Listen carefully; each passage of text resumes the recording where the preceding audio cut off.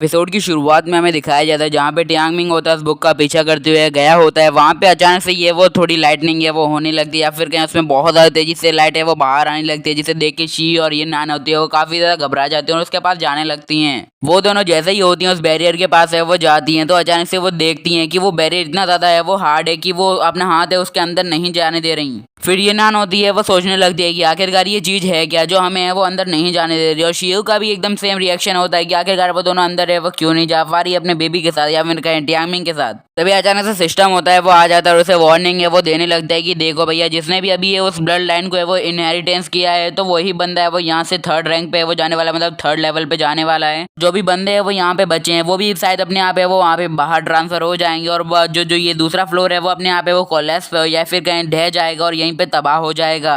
तो अचानक से बाहर से है वो ढहना है वो शुरू हो जाती है, मतलब सारी चट्टानें या जमीन होती है वो नीचे करके वो धंसने लगती हैं। तो टियांग मिंग को होती है उनकी काफी ज्यादा चिंता, वो उन लोगों के पास है वो जाने लगता है, उन दोनों के नाम पुकारने लगता है because she love them. Tiang Ming होता है वो ये नान के पास है वो चला जाता है और ये नान से वो बोलने लगता है कि देखो यार, मैं तो बिल्कुल भी ठीक हूँ बट तुम्हें अपना है वो अच्छे से ख्याल है वो रखना होगा कुछ टाइम तक। वो बोलने लगता है कि मैं ऑटोमेटिकली है वो थर्ड फ्लोर पे है वो जा रहा हूँ, मतलब मुझे ट्रांसफर है वो किया जा रहा है और तुम लोग है वो ऑटोमेटिकली यहाँ से वो बाहर निकाल दी जाओगी, बस तुम्हें है वो मेरा वेट करना है, मैं तुमसे जल्दी ही मिलूंगा, तो बाय बाय। टियांग मिंग होता है ये लफ्ज कहने के बाद ही है वो हवा में वो फ्लो होने लगता है, मतलब जो ट्रांसपोर्ट होने की प्रक्रिया होती है वो शुरू हो चुकी होती है और वो ऊपर है वो जाने लगता है, जिसे देख के शी और जो हमारी येनान होती है वो उसे पुकारने लगते हैं उसके नाम से।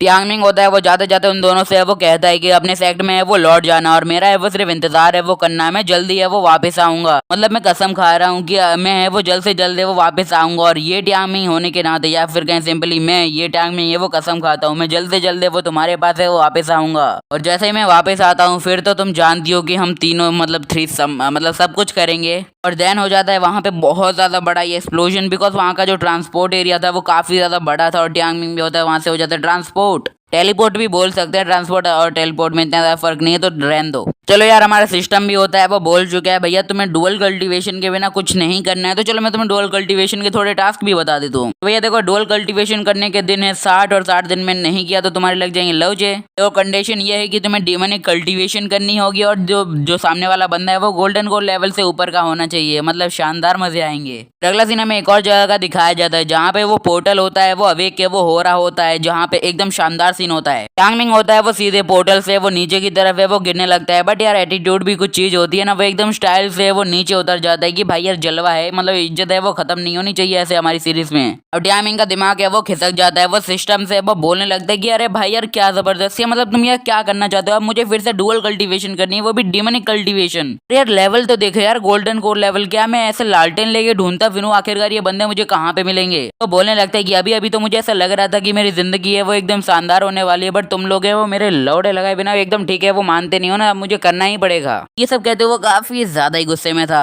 फिर टियांग मिंग की नजर होती है वो सारी जगह पे वो चली जाती है, वहाँ पे एक मतलब एक चट्टान होती है या फिर एक टीले होते हैं, उनके ऊपर एक एक खंजर है वो गड़ी हुई होती है, सिंपली कहूँ डैगर। तो टियांग मिंग होता है वो बोलने लगता है कि बाय द वे इस पूरी जगह पे है वो हर चीज के ऊपर है वो डैगर क्यों लगी हुई है। फिर वो बोलने लगता है कि मे भी ऐसा हो सकता है कि इन्हीं चीजों के कारण इस जगह का नाम है वो डैगर वुड है वो रखा गया हो, बट आई नो मुझे इसमें क्या करना है, बट यार जो भी हो मुझे यहाँ से निकलना है तो निकलना है। अभी अचानक से वहाँ पे आ जाता है वो हमारा भाई जिसका नाम मुझे नहीं पता है, बिकॉज इन भाईजान का नाम पूरी सीरीज में कभी मेंशन नहीं किया गया, सो छोड़ो यार। वो बंदा होता है या फिर कहीं जो हमारे इस पूरी सीक्रेट रिलम का मास्टर होता है वो बोलने लगता है कि अच्छा तो तुम फाइनली यहाँ पे आ ही गए, मतलब मैंने नहीं सोचा था कि तुम आ पाओगे, मतलब पुरानी जो तुम्हारी स्ट्रेंथ थी वो काफी ज्यादा लो थी, बट हाँ तुम यहाँ पे वो आ चुके हो और मुझे तुम्हारी स्ट्रेंथ भी है वो काफी ज्यादा सही लगी है, तो I admire your strength. Tiang Ming होता है उन्हें देख के काफी ज्यादा ये वो हैरान हो जाता है और उनका नाम है वो बोलने लगता है the master of secret realm. वो बोलने लगता है कि देखो आपने मुझसे कहा था कि मुझे अकेले है वो यहाँ पे वो आना होगा, तो मैं चाहता हूँ कि अब मुझे आप बताइए कि क्या मामला है यहाँ पे। वो बंदा होता है वो नीचे है वो उतरने लगता है और बोलने लगता है कि अच्छा ऐसा करो, मुझे वो मास्टर मास्टर कुछ मत बोलो, मुझे सिर्फ तुम्हें वो शिव जी बोलो। टियांग मिंग होता है वो शिव जी से वो बोलने लगता है कि क्या तुम मुझे बता सकते हो कि आखिरकार ये सिस्टम है वो मुझसे चाहता क्या है। मैंने अभी अभी फिलहाल कुछ समय पहले ही अपनी डुअल कल्टीवेशन फिनिश किया, बट ये सिस्टम तो बहन का भगौड़, तो यार बोलो यार क्या बोलूं यार, बहुत ज्यादा जालिम है यार, मुझसे फिर से करवाना चाहता है। वो बोलने लगता है कि मैं तो एकदम ईमानदार शांत संस्कारी लौंडा हूँ यार, ऐसा कैसे कर सकता हूँ, मतलब मैंने अभी 2 लड़कियों को लपेटा है और अगर मैं फिर से किसी को लपेटूंगा वो दोनों बुरा मान जाएंगे और ये करना मुझे पसंद नहीं, मैं एकदम संस्कारी बॉय हूँ। इतने भी संस्कार अच्छे नहीं होते भाई। अब वो यूजी होता है वो बोलने लगता है कि भाई भाई भाई यार तुम्हें थोड़ा है वो ओपन माइंडेड होना चाहिए, मतलब अपने दद्दू की तरह बनो। वो दद्दू ये पता नहीं कौन है, मतलब जो तुम्हारे पूर्वज हैं उनकी तरह बनो। वो बहुत ज्यादा ओपन माइंडेड थे। तुम्हें पता ना हो तो मैं तुम्हें बता दूं कि जो तुम्हारे पूर्वज हैं वो हजारों लड़कियों को एक साथ है वो लपेट चुके हैं। टियांग मिंग होता है ये बात सुन के काफी ज्यादा हैरान होता है। वो बोलने लगता है ये इम्पॉसिबल भैया, हजारों लड़कियों को एक साथ मतलब यार क्या है यार, मेरा दद्दू इतना ज्यादा ठरक ही था। टियांग मिंग होता है वो अपने मन में वो सोचने लगता है कि कहीं ये उसी बंदे की बात है वो नहीं कर रही थी ना जिसके छोटे छोटे बाल थे और मेरी तरह वो आंखें उसकी निकली हुई थी। क्या वो मेरा पूर्वज था? मतलब जिस बंदे को मैंने 0 फ्लोर पे देखा था कि शायद लगता है ये लोग मेरे लौचे लगवा के ही हैं, वो मानेंगे। मुझे नहीं लगता ये क्या चल रहा है, but I don't think so. फिर वो फिर से बोलने लगते हैं कि ऊपर से उसकी आंखों के पास या फिर क्या उसके पास है वो बॉडी ट्रांसफॉर्मेशन आर्ट सी, मतलब ड्रैगन ट्रांसफॉर्मेशन आर्ट, वो बहुत ज्यादा खतरनाक होती है, बट उस बंदे के पास थी। शायद वो मेरा एंसेस्टर है सच में। तो यूजी होता है वो बोलने लगता है कि वाह तुम्हारे अंदर है वो दिमाग तो है और तुम उसका सही इस्तेमाल करना भी है वो जानते हो। देखो यार तुमने एकदम सही है वो प्रेडिक्ट किया है। और देखो वो बंदा भले ही किसी के लिए खास हो या ना हो, बट वो एक बंदा है जिसे मैं सबसे ज्यादा नफरत करता हूँ। टियांग मिंग भी होता है वो बोलने लगता है कि ये तो वो बंदा डिजर्व करता है, मतलब यार वो बहुत ज्यादा लड़कियों को है वो लपेट चुका है और उसे हेट मिलना तो एकदम नॉर्मल सी है वो बात है। ऊपर से मैं भी वो शायद उसे थोड़ा बहुत है वो हेट करता हूँ, बट मैं उससे अलग हूँ। मतलब नसों में तो एक ही खून है, बट हम में थोड़ा सा है वो डिफरेंस है। मैं इतना ज्यादा है वो फीलिंगलेस बंदा नहीं हूँ, मैं लड़कियों की फीलिंग की इज्जत करता हूँ। अभी यूजी होता है वो अचानक से उसके ऊपर जाके वो बैठ जाता है या फिर कहीं कूद जाता है और उसे चट्टान के ऊपर लिटा लेता है और बोलने लगता है कि अच्छा तो तुम्हें वो फीलिंग्स की बात करो, मतलब तुम्हारे पूर्वज ने भी कभी फीलिंग्स के बारे में सोचा था कि तुम सोच रहे हो। यूजी होता है वो बोलने लगता है कि लगता है तुम अभी भी अपनी फीलिंग्स को है वो दबाना चाहते हो। तुम्हें नहीं पता कि आखिरकार तुम अपनी बॉडी को अंडर एस्टिमेट कर रहे हो। तुम्हें सच में नहीं पता कि आखिरकार तुम्हारी बॉडी के ऊपर जो कर्ज है उसका असली रीजन है वो क्या है और क्यों है। वो बोलने लगता है कि जो तुम्हारा दिल है वो तुम्हारी सोल के साथ है वो लिंक है। तो एक बात है वो याद रखना, तुम्हारे दिल में जल रही आग को है वो तुम्हें हमेशा जलाना है, और अगर तुम्हें उसे जलाना है तो तुम्हें जरूरत होगी कुछ लकड़ियों की जो तुम्हें वो थोड़ी है वो फायर प्रदान कर सकें, जैसे ये तुम जी सको। और देखो लकड़ी की बात से मेरा मतलब था वो हमारे नीचे वाले शहजादे की बात कर रही होती। रियली मैं उस चीज का नाम नहीं बताऊंगा वरना यूट्यूब मुझे बोलेगा अरे भाई तुम तो येलो डॉलर के बिना मानते ही नहीं हो। अब वो बोलने लगता है कि देखो यार जैसे ही है वो मतलब जो टंकी में पेट्रोल डालोगे तो बाइक तो चलेगी, और अगर चलेगी तो तुम उसे रोकना मत भैया, चलने ही दो।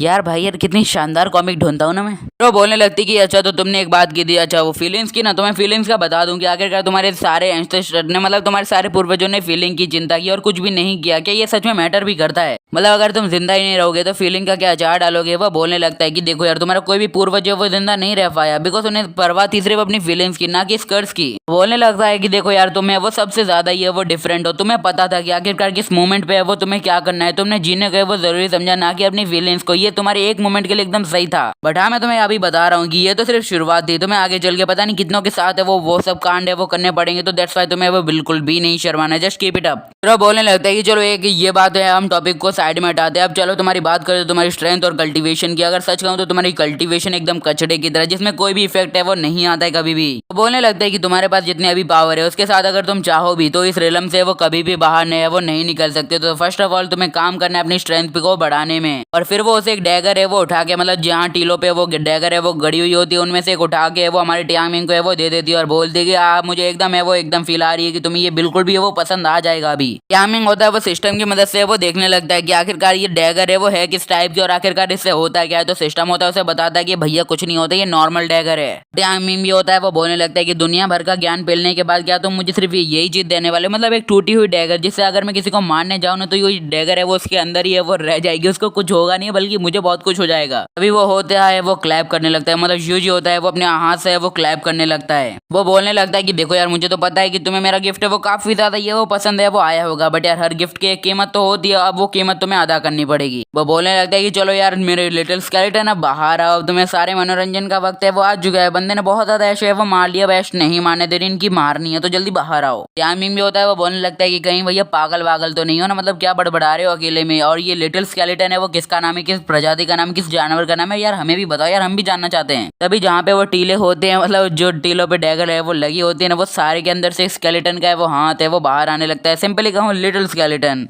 चलो लिटिल स्केलेटन अच्छा नहीं देगा इन लोगों पे, तो चलो हम इसे स्केलेटन आर्मी है वो बोल देते हैं, जो कि हमारे टियांग मिंग को काफी ज्यादा पसंद होगी। सिस्टम भी होता है वो बोल देता है कि अरे भैया यार मतलब यूजी की कहना है तो यार जो करना है वो करना है। बोलने लगता है कि यहाँ पे तकरीबन है वो कुछ 1 लाख है वो सिपाही है या फिर क्या स्केलेटन है और तुम्हें इन्हें तबाह करना है। सिंपली यार तुम्हारे पास जितना भी टाइम लेना है लो, 1 साल 2 साल 3 साल जितना भी लेना हो लो। टियांग मिंग भी होता है वो बोलने लगता है कि अरे वाह यार तुम तो बहुत ज्यादा अच्छी चीज कर रहे हो, मतलब एक टूटी हुई डैगर से मुझे 1 लाख लोगों को है वो मारना है सच में। टियांग मिंग भी होता होता है वो एकदम रेडी नहीं होता है, उतने में ही सारे स्केलेटन होते हैं। वो बोलते हैं अरे भाई जान यार तुम तो यहाँ पे बैठ के मौज मार रहे हो, हमारा तो इंतजार भी नहीं करते हो यार, वेट करो हम आ रहे हैं। यांग मिंग भी होता है वो अपनी कल्टीवेशन का इस्तेमाल करते हैं उनके पास है, वो जाने लगता है और बोलने लगता है कि तुम लोग यार सच में वो एक नंबर की छोड़ो उस बात को, हम वो बोलता है कि तुम हो सबसे बड़े वाले और उनके ऊपर अपना किंगन पाम अटैक है वो करने जाता है, बिल्कुल हल्के में ले रहा है भाई। ये सिस्टम भी होता है वो सोने पे सुहागा है, वो बोल देता है कि भैया तुम ये स्किल अभी यूज है वो नहीं कर सकते, इसलिए इसे कुछ टाइम के लिए सील किया जाता है यहाँ पे। यांग मिंग होता है वो बोलने लगता है कि व्हाट द फक भाई यहाँ पे है वो चल क्या रहा है, आखिर मैं अपनी स्किल को ये वो यूज है वो क्यों नहीं कर सकता।